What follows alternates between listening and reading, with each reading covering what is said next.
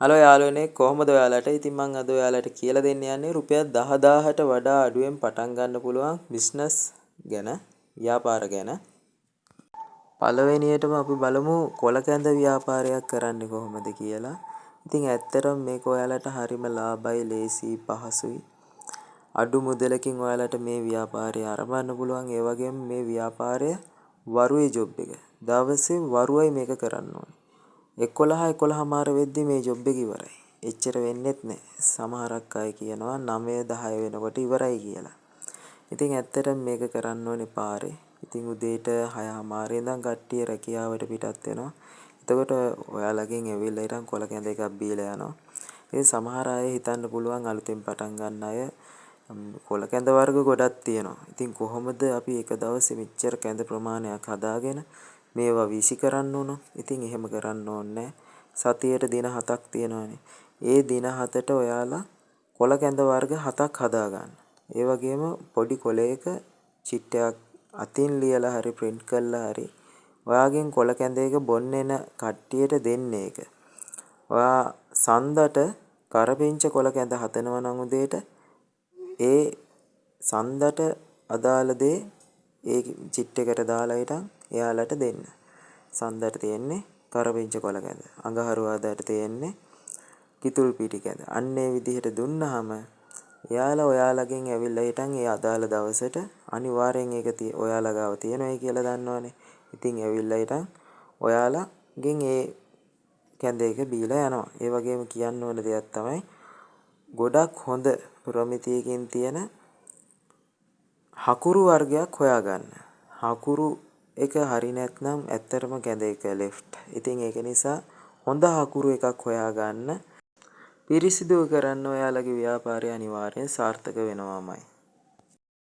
අපි දෙවෙනියට කතා කරමු අලලූණු ව්‍යාපාරයක් කරලා දියුණු වෙන්න. ඉතින් ඇත්තටම අලලූණු කියන්නේ වැටෙන්නේ නැති ජොබ් එකක්. ඉතින් මේ ව්‍යාපාරය මුළු අවුරුද්ද පුරාම ඔයාලට මේක කරගන්න පුළුවන් ඉතාමත්ම සාර්ථකව. ඉතින් ඔයාලා අලලූණු ව්‍යාපාරයක් පටන් ගන්නවා නම් ඔයාලා රතු ලූණු කියන දේ වැඩි ගේන්න එපා. රතු ලූණු ඉක්මනට සවුත් වෙනවා. රතු ලූණු බොහොම පොඩි ප්‍රමාණයක් ගේන්න. ඒ වගේම බී ලූණු, අල, සුදු ලූණු ඒ වගේ ගේන්න. ඉතින් ඔයාලට මේ දේවල් අඩුවට ගන්න පුළුවන් ඔයාලගේ පැත්තේ තියෙනව ඒ කියන්නේ ආර්ථික මධ්‍යස්ථාන තියෙනවනේ. ඉතින් ඒවෙත් තොග කඩවල වලින් ගන්න පුළුවන්. ඒ වගේම ආර්ථික මධ්‍යස්ථාන වලට අලලූණු ගේන ලොරි වලින් ඔයාලට අඩුවට ගන්න පුළුවන්. ඉතින් මේ දේවල් ඔයාලා ගිහිල්ලා බලලා කතා කරලා ඒ අවශ්‍ය විදිහට ඒ දේවල් ඔයාලට අඩුවට ගන්න පුළුවන්. එකම විදිහ ඒක තමයි ඔයාලා අලලූණු වගා කරන ප්‍රදේශවලට වඩා දුරින් ඉන්නවා නම් ඉතින් ඔයාලට මේ දේ කරලා ඔයාලා හිතන්න පුළුවන් හැමෝම ගාව අලලූණු තියෙනවා. ව්‍යාපාරය කරලා කොහොමද අලලූණු ව්‍යාපාරයෙන් දියුණු වෙන්නේ කියලා. ඉතින් ඔයාලා හිතන්නකෝ ඔයාලා පාරේ තට්ටුවක අලලූණු දානවයි කියලා. මේ දවස්වල මිනිස්සු හැමෝම කාර්ය බහුලයි. මිනිස්සු ඇවිල්ලා ඉතින් කඩේකින් බැහැලා ගිහිල්ලා අලලූණු ගන්නෙ නැහැ. අනිවාර්යෙන් පාරේ ඉන්න වෙලෙන්දෙක්ගෙන් තමයි අල කිලෝ එකක් ලූණු කිලෝ එකක් එහෙම අරන් යන්නේ. ඉතින් ඔයාලා ගාවට ඇවිල්ලා ඉතින් අල කිලෝ එකක් ලූණු කිලෝ එකක් ඉල්ලුවොත් ඔයාලා කිරලා ඉතින් එයාලගේ වාහනේටම ගිහිල්ලා මේකේ වාහනේටම එයාලගේ අතටම දෙන්න පුළුවන්. ඒ වගේ හොඳ සර්විස් එකක් දෙනකොට එයාලා අනිවාර්යෙන් ඔයාලා ගාවට ඇවිල්ලා හැමදාම අලලූණු ගන්නවා. ඉතින් ඒ නිසා ඔයාලා ඒ දේ කරනකොට පිරිසිදුව පිළිවෙලට කරනවා නම් ඔයාලට අලලූණු කරලා කවදාකවත් ඔයාලා පරදින්නේ නැහැ. අනිවාර්යෙන් ඔයාලගේ ව්‍යාපාරය සාර්ථක වෙනවාමයි. ඉතින් ඒක නිසා බය නැතුව මේ ව්‍යාපාරය පටන් ගන්න. අලලූණු කියන්නේ හැමෝගෙම අත්‍යවශ්‍යතාවයක්. අපි බලමු තුන්වෙනියට වඩේ හදලා දියුණු වෙන්නේ කොහොමද කියලා. ඉතින් ඇත්තටම ඔයාලට වඩේ කරත්තයක් තියෙනවා නම් ප්‍රශ්නයක් නැහැනේ. වඩේ කරත්තයක් තියෙනවා නම් ඔයාලට 10000ට වඩා අඩු මුදලකින් මේ ව්‍යාපාරය පටන් ගන්න පුළුවන්. නමුත් කරත්තයක් නැත්නම් කරත්තයක් හදාගන්න ඔයාලට ලක්ෂ එකමාරක් වගේ වැය වෙනවා. ඉතින් ඒ නිසා අපි බලමු කරත්තයක් නැති අයට වඩේ හදලා දියුණු වෙන්න කොහොමද කියලා. ඉතින් ඔයාලට පුළුවන් ගෙදර ඔයාලගේ වඩේ හදලා එහෙම නැත්නම් අපි කියමු කිස්සු වඩේ, ඒ වගේම උඹලකඩ වඩේ, ඒ වගේ පොඩි අයිටම් ටිකක් ඔයාලට හදාගෙන ඔයාලට පුළුවන් හවසට සාමාන්‍යයෙන් රෑ 7 9 10 වගේ අතරේ කාලය තුල ඔයාලගේ ප්‍රදේශයේ වයින් ස්ටෝර්ස් ළඟට ගිහිල්ලා ඔයාලට ඒ දේ බයික් එකේ පිටිපස්සේ පෙට්ටියක් බැඳගෙන හරි ඔයාලට කරන්න පුළුවන් පිරිසිදුව අත් දෙකට හොඳ ග්ලව්ස් දෙකක් දාලා. ඉතින් ඇත්තටම මේ විදියට හරි ඔයාලා පටන් ගත්තොත් මේ ව්‍යාපාරේ කවදාක වැටෙන්නේ නැහැ.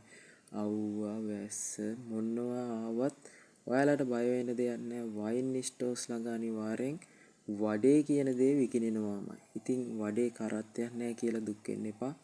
වඩේ කරත්තයක් හදාගන්න. ඒ මුදල් ටිකත් ඔයාලට මේ විදිහට කරලා උපය ගන්න පුළුවන්. වඩේ කරත්තයක් හදලා කරනවා නම්. එහෙම නැත්නම් ඔයාලා රැකියාවකට යන කෙනෙක් නම් රැකියාවට ගිහින් ආපු ගමන් නැවත ඔයාලට වඩේ ටික උදේ අනලා පොගන් දාලා ගියා නම් හවසට ආව ටට්ටක් ගාලා වඩේ ටික බෙදගත්තා. රෑ 8 9 වෙනකොට ගියත් ඇති. 10 වෙනකන් ඔයාලගේ වයින් ස්ටෝර්ස් ළඟ අනිවාර්යෙන් ඔයාලට සේල් එකක් ගහලා මේ ව්‍යාපාරෙනුත් ඔයාලට දියුණු වෙන්න පුළුවන්. අපි හතරවෙනියට කතා කරමු ඉන්දියාපු ව්‍යාපාරය ගැන. ඇත්තටම ඉන්දියාපු ව්‍යාපාරේ කරන අය දන්නවා මේකේ තියෙන රස. ඇත්තටම ලක්ෂපති ඉන්නවා, කෝටිපති ඉන්නවා. එයාලා කරන්නේ ඉන්දියාප්ප විතරයි. ඉතින් ඉන්දියාප්ප ව්‍යාපාරයක් කියන්නේ මේක ව්‍යාපාරයක් නෙමෙයි නිදානයක්. ඔයාලා පටන් ගන්න බය නැතුව. පොඩි මුදලකින් ඔයාලා මේ ඉන්දියාප්ප ව්‍යාපාරේ පටන් ගන්න. මේ දවස්වල නම් නාගරික ප්‍රදේශවල යනවා ඉන්දියාප්පය රුපියල් 6ට 7ට. ඉතින් ඒකට ඔයාලා පොල් සම්බල ඇඩ් කරලා දෙනවා නම් එහෙමයි. හොදි එකක් ඇඩ් කරනවා නම් එහෙමයි. ඒකට අදාළ ඔයාලගේ වැය වෙන මුදලට මුදල උපය ගන්න ඒ ලාභය තියලා ඔයාලා මිලක් නියම කරලා කඩවල් වලට දාන්න.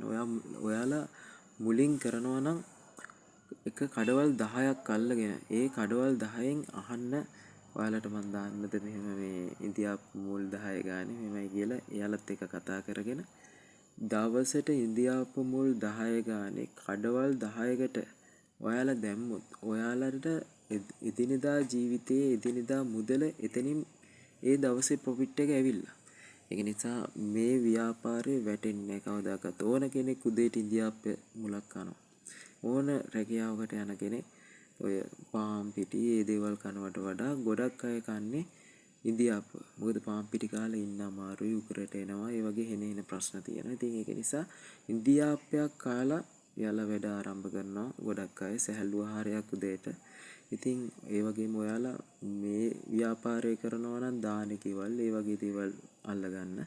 එතකොට ඒ වගේ තැන් වලට ඔයාලට දෙන්න පුළුවන් තොග වශයෙන් ඉන්දියාප්ප. ඉතින් මේ ව්‍යාපාරය කවදාකවත් ඔයාලට ඒ කියන්නේ පාඩුවක් වෙන්නේ නැහැ. මේ ව්‍යාපාරයෙන් ඔයාලට සාර්ථක වෙන්න පුළුවන්. බය නැතුව පටන් ගන්න. ඔයාලට පුළුවන්. පස්වෙනියට අපි කතා කරමු සුප් ව්‍යාපාරයක් ගැන. ඇත්තටම සුප් ව්‍යාපාරයක් කියන්නේ ගොඩාක් අඩු මුදලකින් ඔයාලට පටන් ගන්න පුළුවන් ලේසිම රැකියාවක්. ඒ කියන්නේ ලේසිම ව්‍යාපාරයක්. ඉතින් ඔයාලට පුළුවන් ගොඩක් අඩු මුදලට ඔයාලගේ තියෙන ආර්ථික මධ්‍යස්ථාන වලට ගිහලා හිටා වට්ටක්කලිස් ඒ වගේ ගෝවා ඒ වගේ දේවල් ගොඩාක් අඩු මුදලකට අරගන්න. ඉතින් ඇවිල්ලා හිටන් ඔයාලට මේක අනිත් එක තමයි මේක දවල්ට කරන්න ඕනේ. උදේට කරන්න ඕනේ. ඔයාලගේ උදේ දවල් තියෙන රැකියාවකට ගිහිල්ලා ඒ රැකියාව නිමා කරලා හවසට පටන් ගන්න පුළුවන් ජොබ් එකක් මේක. මේ හවසට කරගන්න පුළුවන් ව්‍යාපාරයක්. ඉතින් ඇත්තටම මේ ව්‍යාපාරය කරගන්න තියෙන්නේ දවසේ ඇත්තටම පැය 2ක් 3ක් වගේ. ඒ පැය 2 3 ඇති ඔයාලට සාර්ථක වෙන්න. ඉතින් ඇත්තටම ස්වභාවික රසකාරක වලින් ස්වභාවික ඔයාලා රසකාරක පාවිච්චි කරලා මේ දේ කරනවා නම් ඇත්තටම ඔයාලට සාර්ථක වෙන්න පුළුවන්. කිසිම කෘත්‍රිම රසකාරකයක් ඇඩ් කරන්න එපා. එහෙම ඇඩ් කරන්නේ නැතුව ස්වභාවිකව පිරිසිදුව කරනවා නම් ඔයාලට ආයේ මේ සුප් ව්‍යාපාරය වරදින්නේ නැහැ. කිසිම වරදින තැනක් නැහැ. ඔයාලා අනිවාර්යෙන් සාර්ථක වෙන එක වෙනවාමයි. බය නැතුව පටන් ගන්න. අනිවාර්යෙන් සාර්ථක වෙන්න පුළුවන්. ස්වභාවික රසකාරක පමණක් යොදලා අනිවාර්යෙන් සාර්ථකව පටන් ගන්න පුළුවන් සුපිරිම ව්‍යාපාරයක් තමයි. හවස 3ට පටන් ගත්තා නම් රෑ 8 විතර වෙනකන් ඔයාලට නෝමල් එකේ හොඳටම ඉල්ලුමට සැපයම දෙන්න බැරි වෙන තරමට ඔයාලට දිනු වෙන්න පුළුවන් මේකේ. අනිවාර්යයෙන් සාර්ථක කරගන්න පුළුවන්. බය නැතුව පටන් ගන්න සුප් ව්‍යාපාරයක් කියන්නේ ඇත්තටම සුපිරිම දෙයක්. මාලෝ ලාබයි මාලෝ අන්න මාළු මාළු ව්‍යාපාරයක් කියන්නේ ජීවිතේට වැටෙන්නේ නැති ව්‍යාපාරයක්. කරන කවුරුවක්වත් කියන්නේ නැහැ. හැමෝම කියන්නේ පාඩුයි පාඩුයි මේක පාඩුයි.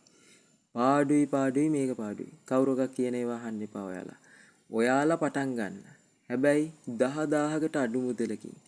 ලොකු ලොකු මාළු ගන්න එපා. තලපත් කෙලවල්ල ලොකු මාළු අරගෙන මුලින් කරන්න අමාරුයි. ඔයාලගේ ක්‍රවුඩ් එක හදා ගන්නකම් ඔයාලා ගේන්න පොඩි මාළු. ඔයාලා පොඩි මාළු අරගෙන ඔයාලා ගේන්න සාලයෝ ලින්නා ඒ වගේ බෝල්ලු ඒ වගේ පොඩි පොඩි මාළු අරගෙන ප්‍රෙස් මාළු ගේන්න අයිස් දාලා තියාගන්න වතුර ගහන්න එපා. වතුර ගහන්න නැතුව ඔයාලා අයිස් දාලා තියාගෙන ඉඳන් ඔයාලට හොඳ මැච් එකක් ගහන්න පුළුවන්. සාමාන්‍යයෙන් මේක උදේ එක කරනවා නම් උදේ 11 මාර වෙනකොට ඔයාගේ මාළු ටික ඉවරයි. ඔයා මාළු කිලෝ 10ද ගේන්නේ ලොවෙත් ඉවරයි 9 10 වෙනකොට. ඉතින් ඒ නිසා පොඩි මාළු වලින් පටන් ගන්න. ඒ වගේම හොඳ මාළු ගන්නකොට මිලදී ගන්නකොට ඔයාලා ගොඩක් මේ දීවර වරායන් වලින් මිලදී ගන්නවා නම් ඔයාලා හොඳට බලලා ගන්න. ඇත්තටම එදාට තියෙන්නේ එදා දවසේ අල්ලපු මාළුනේ සවුත්තු මාළු නෑ. තැලිච්ච නැතිවෙන් ගන්න. ඔයාට අනිවාර්යෙන් සාර්ථක වෙන්න පුළුවන්. අනිවාර්ය සුපිරිම ව්‍යාපාරයක් මේක. මේක කවුරුවක කතා කරන්නේ. ඉතින් මාළු කාර්යයයි කියලා හිටන් කට්ටිය කියන නිසා මේක කට්ටිය කරන්න මැලි. නමුත් මැලිකම වගේ නෙමේ සල්ලි. ඒක නිසා අනිවාර්යෙන් දිවෙන වෙන්න පුළුවන් මේ ව්‍යාපාරයෙන් ඔබට.